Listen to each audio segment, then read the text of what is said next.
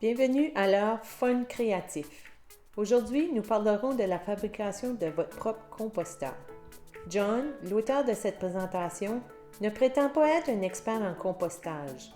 Il se base plutôt sur ses expériences personnelles et celles de sa femme qui ont fait du compostage pendant les 20 dernières années. Il existe peut-être des experts en ligne qui ne seront pas d'accord avec certaines des suggestions que John vous donne aujourd'hui, mais d'après son expérience, ce qu'il vous dit a fonctionné pour lui.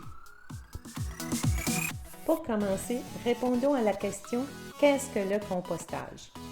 Le compostage est l'acte de créer du compost, c'est-à-dire de la matière organique en décomposition utilisée comme engrais pour les plantes. Un composteur est l'espace dans lequel se produit la décomposition. Pour nos besoins et pour réduire la possibilité de parasites, nous limiterons les déchets alimentaires à composter aux pelures et restes de légumes, de fruits et des déchets verts du jardin. Nous pouvons considérer le compostage comme un cycle comme indiqué dans le diagramme qui est actuellement à l'écran. Nous préparons les fruits et légumes pour la cuisson ou la consommation et dans cette préparation, nous créons des déchets alimentaires. Nous pouvons prendre ces déchets alimentaires et les placer dans notre zone de compostage. Avec le temps, la décomposition se produit, décomposant les aliments en matière organique utilisable. Cette décomposition nécessite de l'air, de l'eau, du soleil, des micro-organismes, des vers et du temps. Une fois cette décomposition terminée, qui peut prendre 6 mois ou plus, vous pouvez avoir du compost qui peut être mélangé à de la terre pour la plantation et qui peut contenir des nutriments pour aider ces fruits et légumes à pousser. Ainsi, d'après notre diagramme, nous savons que nous avons besoin d'eau, de lumière du soleil, de micro-organismes, d'insectes et de temps pour décomposer notre compost.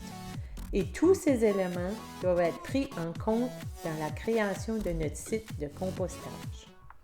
Nous aurons besoin d'un site qui sera ensoleillé la majorité de la journée, qui restera à découvert, qui sera en contact avec le sol et qui aura accès à l'eau. En tenant compte de ces contraintes, au début, le composteur pourra décomposer la matière plus rapidement et plus efficacement. Alors, trouvez un endroit dans votre cour qui vous donnera tout ce dont vous avez besoin et qui vous fournira un petit abri contre le vent ou peut-être un support pour l'un des murs de votre composteur.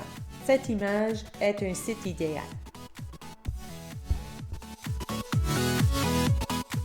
Maintenant que vous avez choisi votre emplacement, vous devez trouver des matériaux pour fabriquer votre composteur.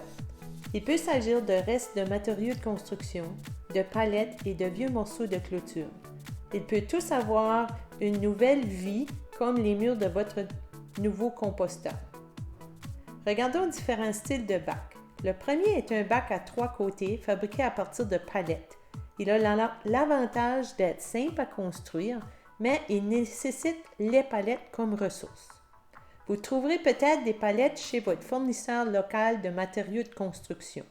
La deuxième image est un composteur plus complexe, mais fabriqué à partir de bois récupéré.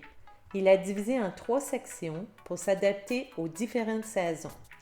Vous pouvez voir sur la photo comment une section est actuellement utilisée pour les déchets de jardin, l'autre section est en décomposition et la dernière est sous forme de compost qui peut être utilisé autour du jardin. Le dernier exemple est un composteur disponible sur le marché. Comme vous pouvez le voir, le composteur est suspendu au-dessus du sol, mais il y a la particularité de pouvoir être tourné pour mélanger le compost. Il n'est pas ouvert à l'air, mais il comporte des trous d'aération sur les côtés et est de couleur noire, ce qui permet d'absorber une partie de la chaleur rayonnante du soleil pour faciliter le processus de compostage. Enfin, nous avons quelques conseils pour vous assurer que votre composteur soit réussi. Tout d'abord, le situer au soleil. Notez que vous devez toujours garder votre compost humecté. Vérifiez régulièrement qu'il est suffisamment humide. Si vous ajoutez du compost à votre tas, mélangez-le ou dérangez-le. En fait, il s'agit juste d'un mélange rapide pour s'assurer que tout commence à se décomposer. Cela facilite également le processus de décomposition.